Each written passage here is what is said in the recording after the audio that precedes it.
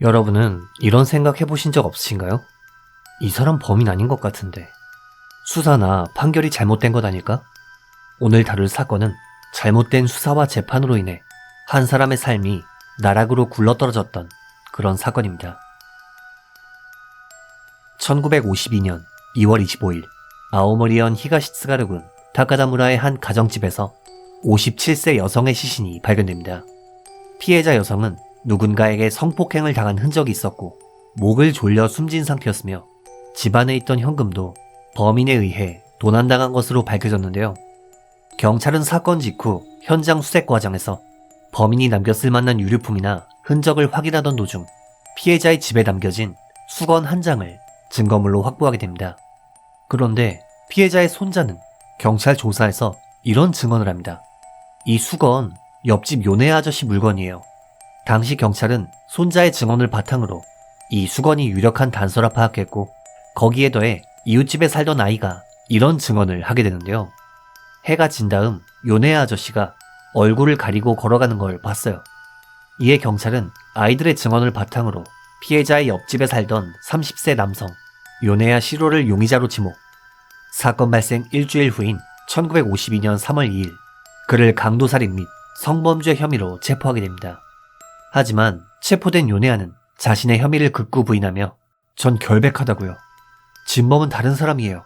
라는 주장을 했지만 시대가 1950년대다 보니 경찰은 우리가 생각하는 일반적인 조사가 아닌 강압수사와 혹독한 신문을 벌였습니다. 그리고 결국 고통을 견디지 못한 요네야는 끝내 자신의 범행을 자백하게 되었죠. 그리고 이 자백을 기반으로 그는 강도살인 및 치사 등의 혐의로 기소되어 즉시 재판에 넘겨지게 되었습니다. 1952년 4월부터 시작된 1심 형사재판에서 요네야 씨는 수사 과정에서의 자백을 번복하더니 이내 일관되게 자신의 무죄를 주장하기 시작했습니다. 그러나 당시 재판부는 수사기록상의 자백을 주요 증거로 받아들였기 때문에 요네야 씨의 무죄 주장에도 불구하고 그해 12월 25일 그에게 징역 10년의 실형을 선고했습니다. 시대적으로 너무 예전이다 보니 형량이 지금과 좀 다르죠. 아무튼 요네야 씨는 항소하지 못한 채 결국 유죄 판결이 확정되었고 교도소에 수감되어 형기를 시작하게 되었습니다. 그리고 이후 그는 약 6년간의 복역 끝에 1958년 가석방을 받아 출소했지만 이미 한 차례 유죄 판결을 받은 탓에 지역민들이나 주변 사람들의 차가운 눈총을 받으며 괴로운 사회생활을 할 수밖에 없었습니다. 그리고 그렇게 사건이 마무리되나 싶었습니다만 생각도 못한 일이 발생하게 됩니다. 요네야 씨의 출소 후 몇 년이 지난 1966년 4월 충격적인 일이 일어납니다. 당시 절도 사건으로 입건되어 재판 과정에 있던 한 남성이 이런 자백을 하기 시작한 것인데요. 1952년 2월 25일 다카다무라에서 일어난 사건. 사실 그 사건의 진범이 저입니다. 이 자백을 한 인물은 오사나이 요시하루라는 남성으로 사건 발생 당시 18세였으며 피해자 여성의 조카였습니다. 즉 자신이 숙모를 살해하고 성범죄를 저질렀다고 자백한 것이죠. 그는 범행 동기에 대해 금품을 노리고 범행을 저질렀다. 범행 당시 돈을 빼앗고 숙모를 목 졸라 죽였다. 시신의 허벅지를 보고 몹시 흥분해서 그런 짓을 벌였다. 라고 밝혔고 그의 진술은 매우 구체적이었다고 합니다.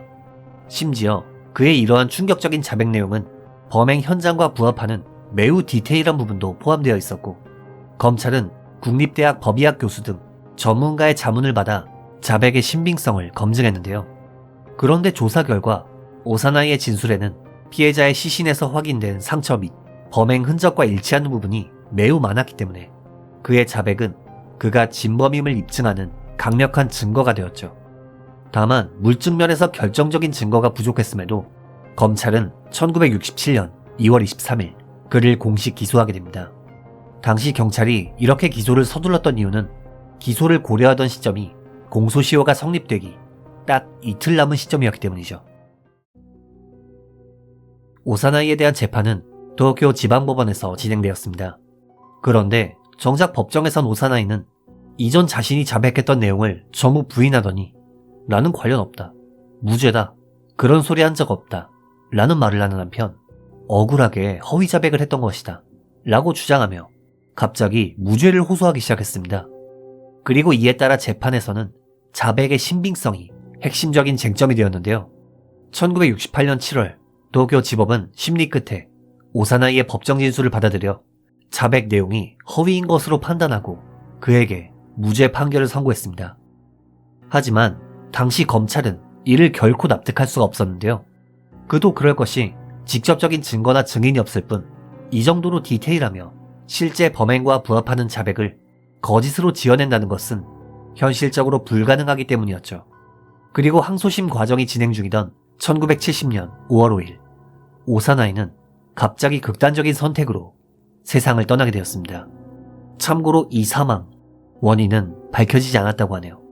이렇게 피고인의 사망으로 인해 오사나이에 대한 공소 절차는 공소 기각으로 종료되었고 법적으로는 오사나이가 범인이라는 사실이 끝끝내 인정되지 않은 상태로 남게 되었습니다. 한편 오사나이가 자신이 진범이라고 진술한 이후에도 앞서 유죄 판결을 받은 요네아 씨의 억울함은 그대로였습니다.